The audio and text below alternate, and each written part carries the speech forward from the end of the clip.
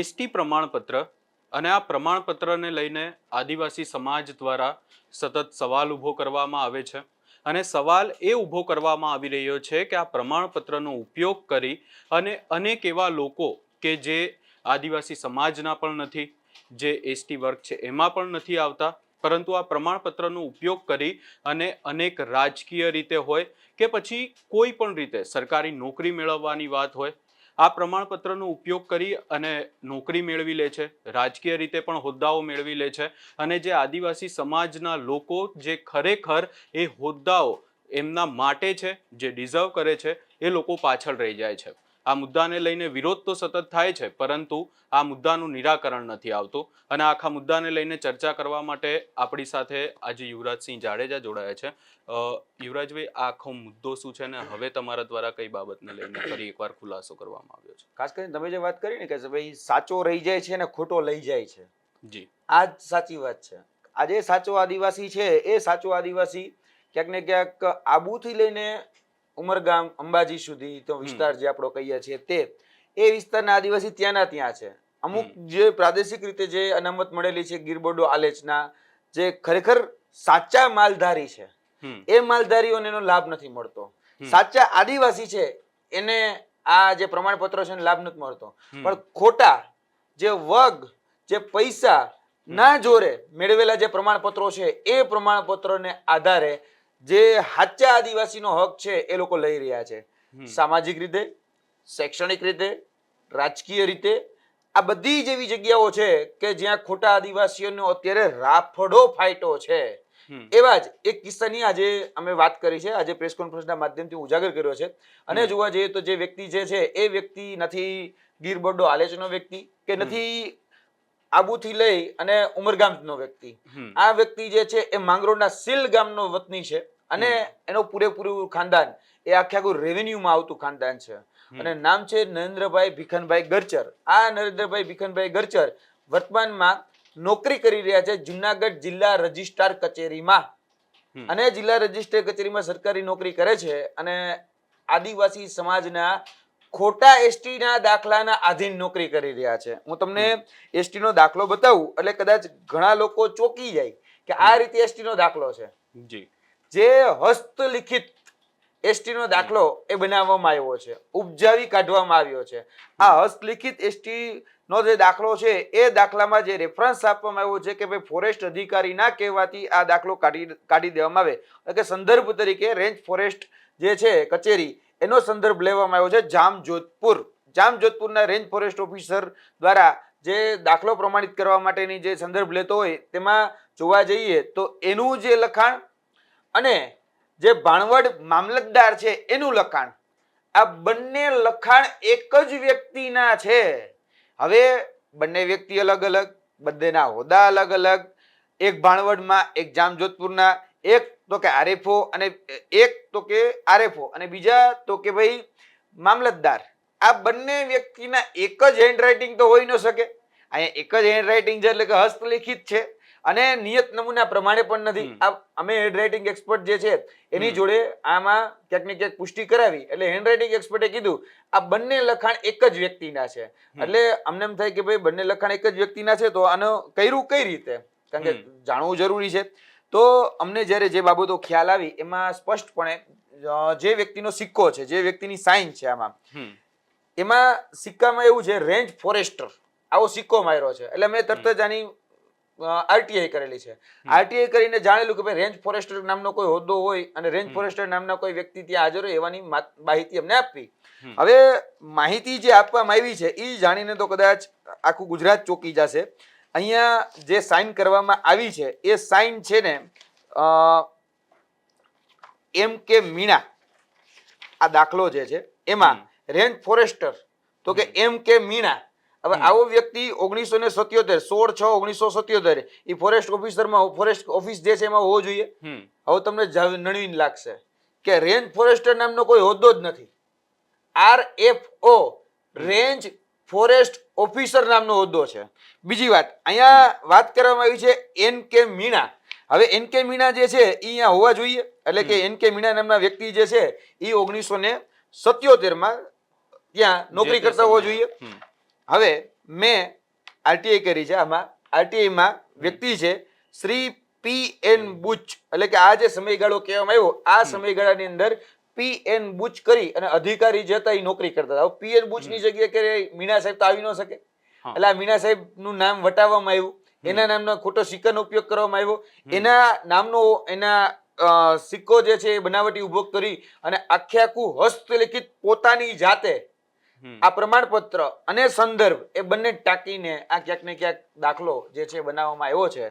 આમાં જે નિયત નમૂના હોય એ નિયત નમૂના પણ નથી, અને જોવા જઈએ તો કે ભાઈ હસ્તલિખિત છે તો હસ્તલિખિતના સંદર્ભો ટાંકવા પડે, સંદર્ભો પણ નથી. બીજું કે ખરેખર ગીર બરડો આલેચમાં રહે છે ખરી એ જોવું પડે. આપણી પાસે વિગત દર્શક કાર્ડ હોય, આપણી પાસે 1956ની ચૂંટણીનું જે પત્રક હોય એ હોય, અમે બધી જ જગ્યાએ, એવું નથી કે એક જ જગ્યાએ, અમારી પાસે વિગત દર્શક કાર્ડની પણ બધી બાબતો, તેની સાથે સાથે તમે પણ જોઈ શકો છો અમારી પાસે ચૂંટણી મતદાર પત્રક 1956 ગીર બરડો આલેચમાં જે રહેતા હોય એના પણ અમે જોયા. આ વ્યક્તિ કે આના પરિવારના કોઈ પણ વડવા, કોઈ પણ વ્યક્તિ હાથ પેઢીના સંબંધમાં એક પણ વ્યક્તિ જે છે એ ગીર બરડો આલેચનો નથી. એટલે ગીર બરડો આલેચમાં હોય તો ચલો જે તે સમયે એને અનામત આપવામાં આવી, પણ આ વ્યક્તિ તો ગીર બરડો આલેચનો નથી. હવે આના પૂજ્ય પિતાશ્રી જે છે ભીખનભાઈ પૂજાભાઈ ગરચર, એ ભીખનભાઈ ભુજાભાઈ ગરચર મૂળ ગામ એનું છે માંગરોળનું સીલ.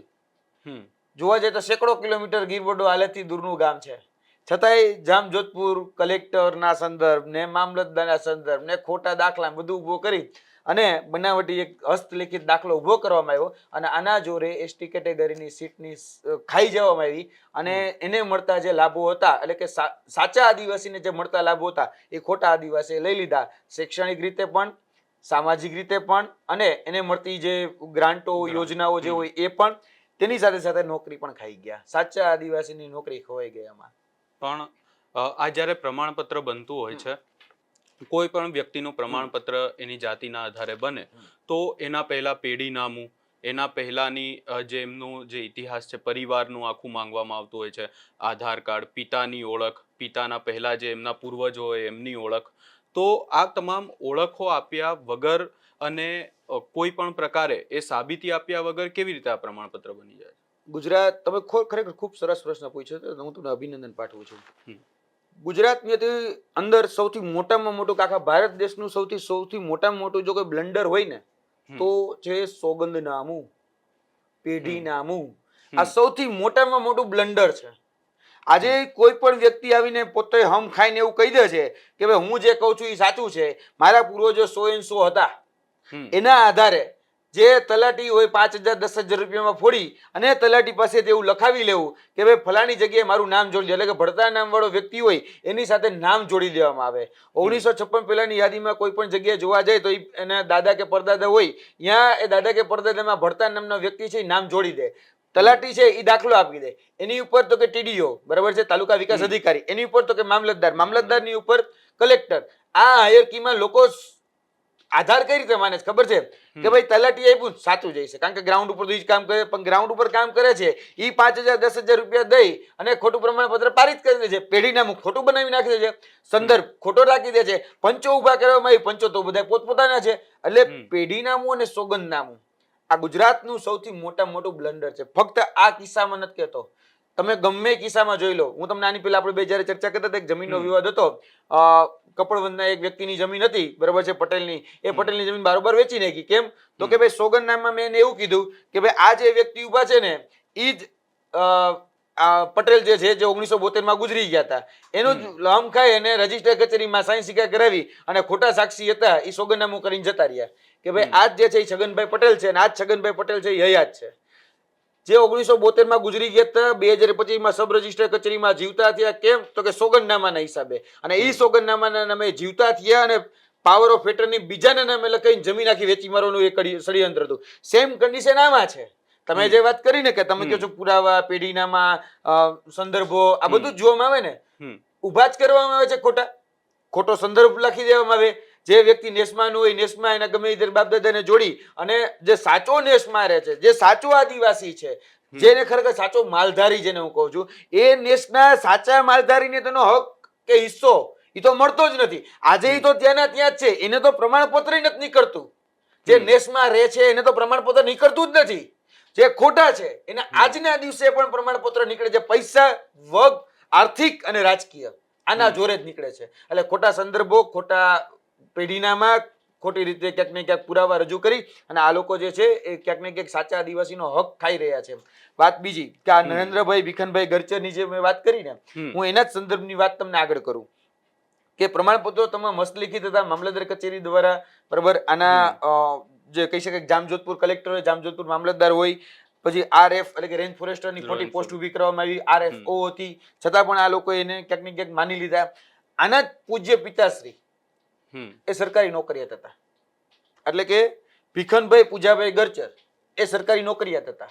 અને સરકારી નોકરિયાત હતા તો એનું રેકોર્ડ તો ઉપલબ્ધ હોવાનું, સર્વિસ રેકોર્ડ ના, પ્રમાણપત્રથી નહીં. એ જોવા જેવી વાત છે. હવે આ રહ્યા એનું સર્વિસ બુકનો રેકોર્ડ. આ સર્વિસ બુકના રેકોર્ડમાં 1936માં એમનો જન્મ બતાવે છે. ગામ છે સીલ. સીલ ગામની અંદર એનો જન્મ થયો. સીલ ગામ રેવન્યુમાં આવે છે. મૂળ તો હવે રેવન્યુનું ગામ છે. માંગરોળ જિલ્લામાં, માંગરોળ તાલુકામાં આવેલું ગામ છે. માંગરોળ ક્યારેય જોવા જઈએ તો એ રીતે આ ગીરબોડો હાલતનો ભાગ નથી રહ્યો. સીલ ગામ તો નથી જ રહ્યો. હવે છતાં પણ આ લોકો એવું કહે છે કે ભાઈ અમારા વડવાઓ જે છે એ જે તે સમયે અહીંયા રહેતા હતા. કઈ રીતે રહેતા હતા ભાઈ? તમારા ગીરબોડા હાલતમાં તમારું ગામ, તમે જ તમારા પૂજ્ય પિતાશ્રી લખે છે કે સીલ ગામના છો, બરાબર. તો કઈ રીતે આવ્યું અમે એ જાણવા માંગે છે, પણ એની પાસે કોઈ ઉત્તર જ નથી. બીજા ઘણા બધા પુરાવા અમારી પાસે રેવન્યુ રેકોર્ડમાં જ્યારે સ્થાવર મિલકતો જોઈ ત્યારે સ્થાવર મિલકતોના પણ તમે જે સ્ટેમ્પ લીધા, આધાર પુરાવા લીધા, એ બધા જ ગામ છે ને રેવન્યુમાં છે. બધા જ. જ્યારે સ્થાવર મિલકતો તમે ચેક કરી ત્યારે પણ. બીજું કે એક રાષ્ટ્રપતિ હતા, સોરી, રાષ્ટ્રપતિએ જાહેરનામું બહાર પાડ્યું હતું 29/10/1956. 29/10/1956માં જ્યારે જાહેરનામું બહાર પાડ્યું તે સમયમાં જો કોઈ ગીરબોડો આલેચમાં રહેતા હોય તો એને આદિવાસીનું સર્ટિફિકેટ આપવું. આ લોકો પહેલેથી જ બહાર રહેતા હતા. એટલે કે ગીરબોડો આલેચના વ્યક્તિઓ નહોતા, રેવન્યુ ગામના વ્યક્તિઓ હતા, છતાં પણ આને મળે એમ નહોતું અને મળ્યું. હવે ચોંકાવનારી વાત એ થાય છે કે 2006માં આજ નરેન્દ્રભાઈ ભીખનભાઈ ગરચર એના જ જે દીકરા, એના દીકરી, 2 દીકરા અને 2 દીકરી, એને અનુસૂચિત જનજાતિનું પ્રમાણપત્ર કાઢેલું છે. જેનું ખુદનું ખોટું છે, જેનું ખુદનું હસ્તલિખિત છે, જેના ખુદના સંદર્ભો મળતા નથી, એના માંગરોળ મામલતદાર જે હતા 2006માં જ્યારે રજૂઆત કરવામાં આવી ત્યારે માંગરોળ મામલતદારે આ સર્ટિફિકેટ કાઢી કઈ રીતે દીધા? હવે જોવા જઈએ તો એવું નથી કે એકના 3 મારી પાસે અનુસૂચિત જનજાતિના સર્ટિફિકેટ છે. આ 3 અનુસૂચિત જનજાતિના સર્ટિફિકેટ નીકળેલા છે આજના દિવસે પણ, સ્ટીલ ટુડે. આજના દિવસે પણ આ બોગસ પ્રમાણપત્રનો ઉપયોગ લઈ શિષ્યવૃત્તિ હોય, તાળપત્રી હોય, બીજા અન્ય લાભ હોય, બધા જ આદિવાસીના લાભો એ લેવામાં આવે છે. હક પણ કરવું હોય ત્યારે પોતાની જ્ઞાતિ જાતિ જોવામાં આવે છે. લાભ લેવો હોય ત્યારે આદિવાસીમાં આવી જવું છે. આ કેવું ભાઈ? તમારે લાભે લેવો છે અને દેખાડવી છે ઉચ્ચ જ્ઞાતિ, અને જ્યારે કદાચ કહી શકાય કે શિષ્યવૃત્તિ લેવી હોય, તાળપત્રી લેવી હોય કે બીજા અન્ય કોઈ લાભ લેવો હોય ત્યારે તમારે એસટી થઈ જવું છે. એટલે આ કેવું ભાઈ? તમે જો ખરેખર એમ હોય તો એક વખત, હું તો કહું છું, નેસની જિંદગી જીવીને જીવો. એક વખત જીવીને બતાડે નેસની જિંદગી. જે નેસમાં જે સાચા માલધારીઓ આજે જે રીતે રહી રહ્યા છે, એક વખત જો તમે રહીને બતાડો ને તોય તમને સાચા કહું, તમારા કદાચ એ પગરખામાં તો પગ જાય એમ નથી. જે નેસના મૂળ જે આદિવાસીઓ છે, મૂળ જે માલધારીઓ છે, જેને ખરેખર આ મળવાપાત્ર હિસ્સો હતો, તમે તો એનું ખાઈ ગયા અને તમારા દીકરા કે તમારા દીકરીને જે કાઢી દીધા, બરાબર. એવું નથી કે મારી પાસે પુરાવા નથી, હું તમને ત્યાં સુધી બધા જ પુરાવા આપું. ઉભા રહો. જ્યારે 2006માં માંગરોળ મામલતદારે લેટર કર્યો, કોને? તો કે નાયબ collector sub division magistrate Khambhalia letter કર્યો કે ભાઈ તમે નરેન્દ્રભાઈ ભીખનભાઈ ગરચરનું પ્રમાણપત્ર સાચું છે કે ખોટું મને પ્રમાણિત કરીને કયો. શું જવાબ આપ્યો છે હું વાંચીને તમને સંભળાવું છું. નરેન્દ્રભાઈ ભીખનભાઈ ગરચર એટલે કે આખી વાત છે એમાં એને અત્રેના સંદર્ભ પત્રો પરત્રે મામલતદારશ્રી ભાણવડ સંદર્ભ પત્રથી નરેન્દ્ર ભીખનભાઈ ગરચરના અનુસૂચિત જનજાતિ હોવાના અંગેની વિગતનું રેકોર્ડ મળી આવેલ ન હોવાથી તત્કાલીન મામલતદારશ્રી ભાણવડ દ્વારા અપાયેલ અનુસૂચિત જનજાતિ દાખલા રેકોર્ડની ખરાઈ થઈ શકે તેમ નથી. આ હું નથી કહેતો, આ અધિકારી કહે છે. ખરાઈ નથી થઈ. હવે આ એક જ નહીં, પ્રાંત અધિકારી SDM એને પણ પત્ર લખ્યો છે. ખરાઈ થઈ શકે તેમ નથી. નાયબ કલેક્ટર એને પત્ર લખ્યો, એને સ્પષ્ટ જવાબ આપ્યો, ખરાઈ થઈ શકે એમ નથી. મામલતદાર પોતે એને પત્ર લખ્યો છે 2024 ના રોજ કે ભાઈ તમે આની ખરાઈ કરીને આપો. નરેન્દ્રભાઈ ભીખનભાઈ ગરચર, બરાબર, તમે જે રેકોર્ડ માંગ્યું છે એ મળી આવેલ ન હોવાથી અત્રેની કચેરીથી અપાયેલ અનુસૂચિત જનજાતિના દાખલા કે રેકર્ડની ખરાઈ થઈ શકે તેમ નથી. હવે જેની ખરાઈ જ નથી થઈ શકે એમ, તો પછી રદ કેમ નથી થતું? હું એમ જ પૂછું છું. જેની ખરાઈ જ નથી થઈ શકે એમ, તો એના દીકરા માટે જેને સંદર્ભ આપ્યો હોય કે મારા દીકરા, જેનું ખુદનું ખોટું છે, જેની ખરાઈ કરવા માટે પૂરતા કાગળિયા નથી. જો હું હજી કહું છું, આ તમામ કાગળિયા છે ને, આ રેકર્ડ છે ને સાચવીને રાખવાના હોય. આ દફતરે ન થાય, કારણ કે અનુસૂચિત જનજાતિના પ્રમાણપત્રની વાત છે એટલા માટે. બીજા કોઈ કાગળિયા હોય દફતરે કરી દે તો વાત આખી અલગ છે. આ રેકર્ડ તો ક્યારેય દફતરે ન થાય. અને આ તમામ પોટલા છે ને સાચવીને રાખવા પડે, જ્યારે પણ કોર્ટ માંગે ત્યારે દેવા પડે. આ છતાંય આ બધી જ જગ્યાએ હું જવાબ નથી ભરતો. મામલતદાર, નાયબ મામલતદાર, કલેક્ટર, ડેપ્યુટી કલેક્ટર, એસડીએમ જવાબ ભરે છે કે અમારી પાસે આના રેકર્ડ ઉપલબ્ધ નથી, એટલે અમે આમાં તમને આ ખરાઈ કરી શકતા નથી. હવે ખરાઈ જ નથી થતી જેની, એના આધારે તમે બીજું બોગસ પ્રમાણપત્ર કઈ રીતે આપી શકો? મેં તમને દેખાડ્યા, આ બધા જ બોગસ પ્રમાણપત્ર જે છે એ આપવામાં આવ્યા છે. જેની ખરાઈ નથી થઈ એનો જ સંદર્ભ, એનો જ આધાર લઈને તમે બીજાને એમ કહી દો કે આને હું માન્ય રાખું છું. માન્યતા મળે એમ જ નથી, તો માન્યતા આપી કઈ રીતે?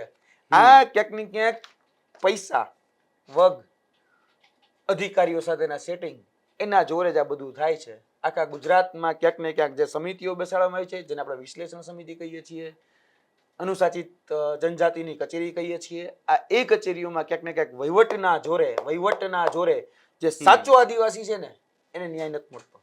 ખોટો આદિવાસી છે ને એને પૈસાના જોરે, વગના જોરે, રાજકીય વગ હોય, મોટા નેતાઓની મોટી ઓળખાણ હોય, અને મોટા નેતાની ઓળખાણ છે, મોટા નેતાઓની સાથે ઉઠક બેઠક છે, એટલે આ નરેન્દ્ર ભીખનભાઈ ગરચરનું પ્રમાણપત્ર નીકળી જાય અને મળી પણ જાય અને માન્ય પણ મળે.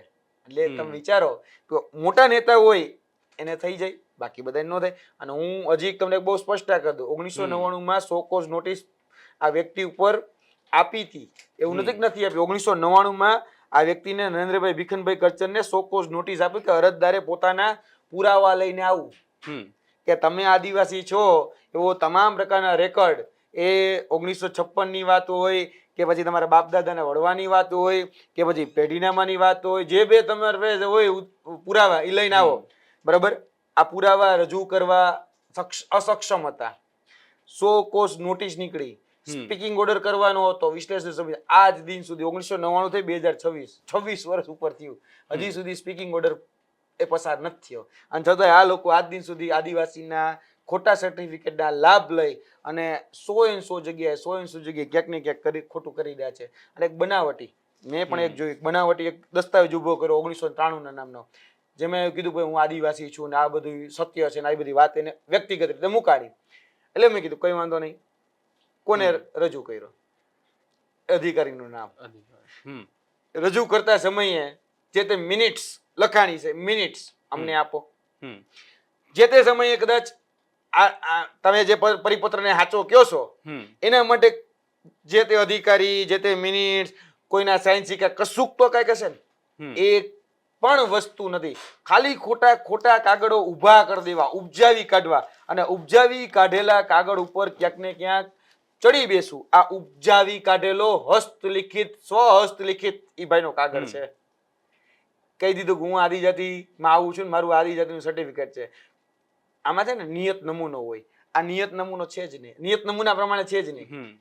એમાં તો સરકારનો રેકોર્ડ હોય કે તમારે આ પ્રમાણે જ લખવું પડે. આ નિયત નમૂના જેમ મન ફાવે લખી દેવાનું. આ લખી દીધું કાગળથી, અને નીચે તો કે બનાવટી સિક્કો બનાવી ઠોકી દેવાનો. સાઈન કોણ ચેક કરવા જવાનો? બધાને ખબર સાઈન કોઈ ચેક કરે? મામલતદારની હું તમને કહું લાવ સાઈન કરી દો, તો મામલતદારને પૂછો છો સાહેબ તમારી સાઈન છે? કોઈ નથી પૂછવા જતો. આ એના જેવી વાત છે. એટલે બધાને ખબર પડી કે કોઈ ક્યાં જવાનું છે. રેન્જ ફોરેસ્ટર ઓફિસર, તો આને હું સિક્કો બનાવ્યો જાતે, રેન્જ ફોરેસ્ટર. હવે રેન્જ ફોરેસ્ટર નામની પોસ્ટ જ નથી. આખા વન અને પર્યાવરણ ડિપાર્ટમેન્ટની અંદર રેન્જ ફોરેસ્ટર નામનો કોઈ શબ્દ જ નથી.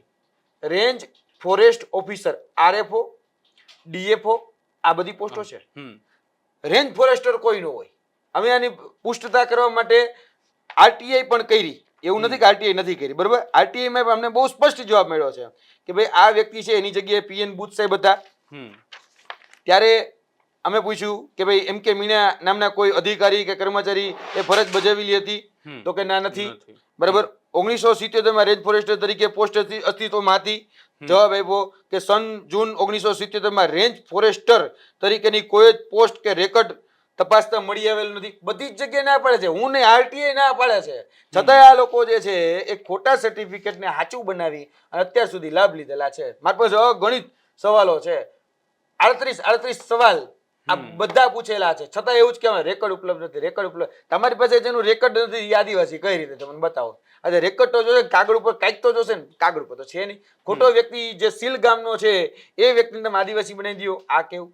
બધું કહેવાય અંધેરી નગરી ગંડુ રાજા, ટકેસર ભાજી ટકેસર ખાજા, અંધેરી નગરી ગંડુ રાજા જેવું શાસન છે. કોઈ પૂછવા વાળું નથી, કોઈ કહેવા વાળું નથી. પછી કે સુનતા ભી દીવાના કહેતા ભી દીવાના, એના જેવી વાત છે. આ તો પ્રશ્ન ઉઠાવીએ એટલે આની ઉપર એક્શન લેવાય, બાકી તો કોઈ આ તો અત્યાર સુધી હાલ્યું ગયું. 1977 નો દાખલો અત્યાર સુધી હાલ્યો ગયો. એના દીકરા દીકરીઓને ખોટા અનુસૂચિત જનજાતિના સર્ટિફિકેટ મળી ગયા, હાલ્યું ગયું. અમારી સામે આવું ઉજાગર કર્યું, હવે એક્શન લેવાશે કે નહીં જોવાનું રહ્યું.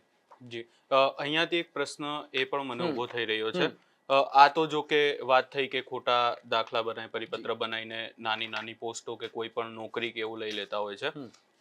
છોટાઉદેપુરમાંથી કિસ્સો સામે આવ્યો હતો કે જ્યાં છોટાઉદેપુર નગરપાલિકાના પ્રમુખ હતા, જે આના પહેલાના, હવે તો એમને હટાવી દેવામાં આવ્યા છે, આ બાબત તમને પણ કદાચ ખબર હશે. એ જે પ્રમુખ હતા, મહિલા પ્રમુખ નગરપાલિકાના, એ ખોટા આદિવાસી પ્રમાણપત્રની સાથે ચૂંટણી લડ્યા. જે સીટ અનામત રાખવામાં આવી હતી આદિવાસી સમાજ માટે, એ સીટ ઉપરથી ચૂંટણી લડ્યા, પ્રમુખ પણ બની ગયા. જો કે ત્યારબાદ આખી બાબતને લઈને વિરોધ થયો ને એમનું પ્રમાણપત્ર રદ કરવામાં આવ્યું, એમનો હોદ્દા પરથી પણ હટાવી દેવામાં આવ્યા.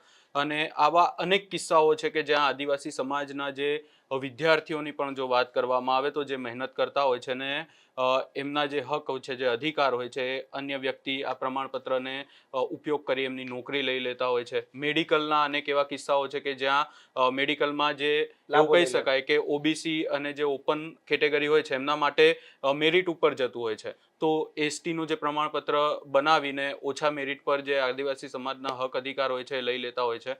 તો પછી આ તમામ સમસ્યાઓનું નિરાકરણ શું છે? હું 3-4 પ્રશ્નો છે, તમે 3-4 પ્રશ્નોના જવાબ આપું.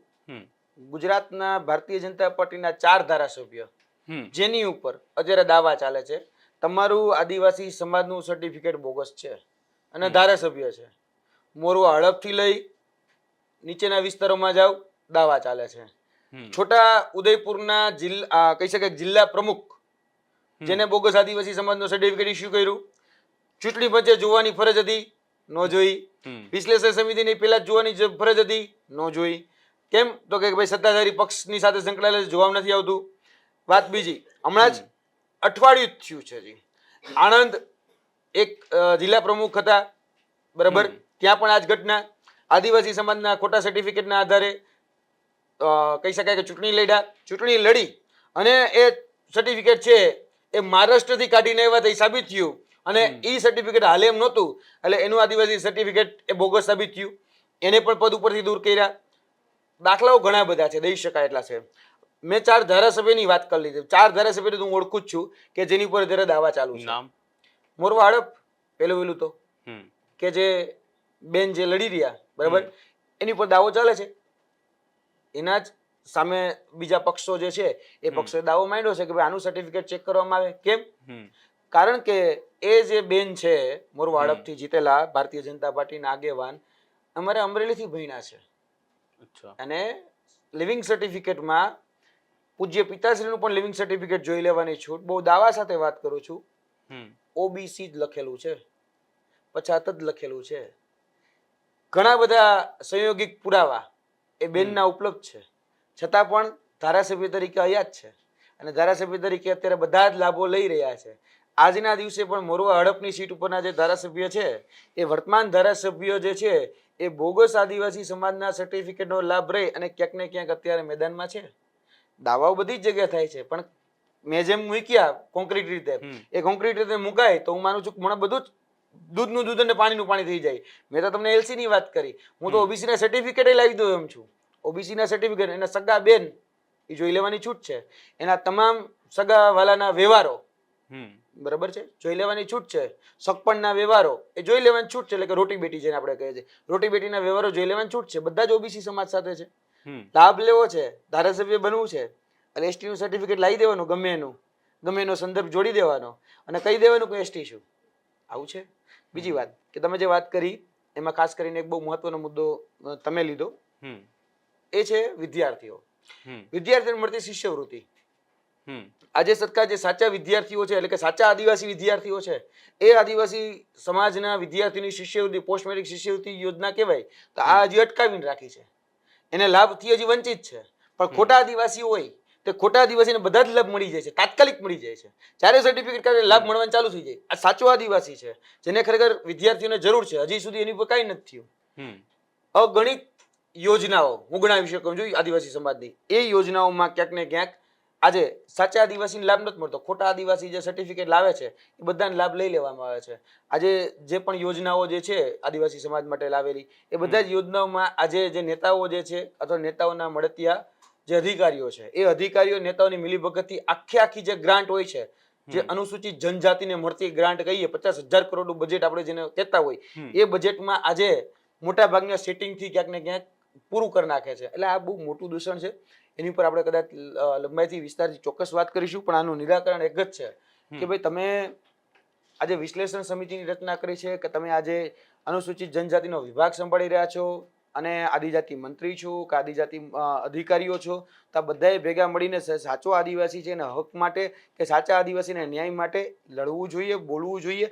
જે ખોટા આદિવાસી છે એને ખરેખર દૂર કરવા જોઈએ ને જગ જાહેર કરવા જોઈએ, જેથી કરીને એક દાખલો બેસે કે આવા બોગસ જે આદિવાસીઓ છે એ બોગસ આદિવાસીઓની પડખે ઊભું ન રહેવાય. કારણ કે આ બોગસ આદિવાસી છે એ બોગસ આદિવાસીઓ ક્યાંક ને ક્યાંક સાચા આદિવાસીઓના હક ખાઈ રહ્યા છે. એને જાહેર કરો. હું તો કહું છું કે તમામ સોશિયલ મીડિયા હોય, ઇલેક્ટ્રોનિક મીડિયા હોય, પ્રિન્ટ મીડિયા, બધી જ જગ્યાએ આવા લોકોને ઉજાગર કરો, તો જ આવા લોકો જે દમ મારે છે ને ખાલી ખોટા, એ દમ મારતા બંધ થશે. આ બોગસ આદિવાસી સર્ટિફિકેટ કાઢીને તમારા સાચા આદિવાસીઓના હક છીનવી રહ્યા છે. હું એ વાતનો સહમતી છું કે ભાઈ એને મળતી જે પણ લાભો છે એને મળવા પાત્ર જે પણ યોજનાઓ અનામતના લાભો છે મળવા જ જોઈએ. કેમ કે એ ખરેખર પાછળ રહી ગયેલો સમાજ છે, ખરેખર છેવાડાની પંક્તિમાં આવતો સમાજ છે. એને જ આજ દિન સુધી સારી સવલતો, સારી શાળાઓ, સારી યોજનાઓના લાભ નથી મળ્યા, એટલા માટે જ પાછળ રહ્યો છે. એને લાભ નથી મળતો ને આવા ખોટા બોગસ આદિવાસીઓ લાભ લઈ જાય છે. આને રોકવા જરૂરી છે, નહીતર આવા જે લોકો છે દિવસે ને દિવસે વધતા જશે. જો આવા લોકોને રોકવામાં નહીં આવે તો ક્યાંક ને ક્યાંક આજે તો કહી શકે કે આ એક વ્યક્તિએ કર્યું, હવે એના 2 દીકરા અને 1 દીકરીએ ખોટું અનુસૂચિત જનજાતિનું સર્ટિફિકેટ કાઢી લીધું છે. તો આના કારણે ક્યાંક ને ક્યાંક સાચો આદિવાસી છે એ તો રહી જતો હશે. એટલે આ બધા ઉપર કામ થવું બહુ ખૂબ જરૂરી છે, જેથી કરીને સાચો રહી ન જાય અને ખોટો લઈ ન જાય. જી, અહીંયા આદિવાસી સમાજની જ વાત થઈ રહી છે. એક પ્રશ્ન ચેતર વસાવાને લઈને પણ કરવો છે. ચેતર વસાવા હાલ જેલમાં છે. અરવિંદ કેજરીવાલ આજે એમની મુલાકાતે ગયા હતા. શું કહેવા માંગશો આ બાબતને લઈને? ખાસ કરીને આદરણીય ચેતરભાઈ વસાવા માટે જે અત્યાર સુધી કોર્ટની અંદર હિયરિંગ થયા, બધા જ હિયરિંગો મેં સાંભળ્યા છે. જે પણ આર્ગ્યુમેન્ટો ઉપર દલીલો થઈ, એ દલીલો પણ મેં જોઈ છે. મને એવો ભરોસો છે કે 24 તારીખના રોજ જે ફાઇનલ જજમેન્ટ જે આવવાનું છે એ જજમેન્ટ ચેતરભાઈ વસાવાની ફેવરમાં આવશે. કેમ કે એને કશું કંઈ ખોટું નથી કર્યું. જે પણ બાબતો, એ જનપ્રતિનિધિ છે, જનપ્રતિનિધિ બાબતોમાં એને ખરેખર સામાન્ય જનતાના વેદનાના પ્રશ્નોને વાચા જ આપી છે. જે ખેડૂત એની પાસે આવ્યો, એ ખેડૂત જે ખોટી રીતે સવારના 4 વાગે આવી અને જમીન ખેડી નાખે છે, એ જમીન ખેડી નાખે છે, તો એના પ્રશ્નો લઈને એ વ્યક્તિ બોલે છે, એમાં ખોટું નથી. અને અધિકારીઓ જે છે આજે ક્યાંક ને ક્યાંક જે વર્તન કરી રહ્યા છે એ સત્તાધારી પક્ષ જે છે એના ઈશારે એ કરી રહ્યા છે. આ બધા લોકોને બધી ખબર છે. આજે એ વ્યક્તિ છૂટવો જોઈએ, બહાર આવવો જોઈએ. મારો મિત્ર છે, તે મને લાગણી છે એવું નથી, પરંતુ આજે ક્યાંક ને ક્યાંક જે ખોટું થઈ રહ્યું છે એની સામે બોલી રહ્યા છે. આદિવાસી સમાજની વાત હોય, એના અધિકારોની વાત હોય, એના હકની વાત હોય, જળ જમીન જંગલની વાત હોય, ખોટી બોગસ જે કચેરીની વાત હોય, આદિવાસી સમાજની શિષ્યવૃત્તિની વાત હોય, એના આદિવાસી વિસ્તારના શાળાઓની વાત હોય, સંસ્થાઓની વાત હોય, મનરેગા યોજનાના કૌભાંડોની વાત હોય, ઘણી બધી બાબતો એવી છે કે જેમાં ચેતરભાઈ વસાવા દમ દઈને બોલ્યા છે. અને જે જગ્યાએ સભામાં જોવા જઈએ તો લાખોની ભીડ એમને આવી જતી હોય. નરેન્દ્ર મોદી સાહેબ જ્યારે સભા કરવા, પ્રધાનમંત્રી સભા કરવા આવે અને બસો મૂકે છતાંય પણ એનાથી ભીડ ન થતી હોય, એ આદિવાસી સમાજનો મસીહા છે.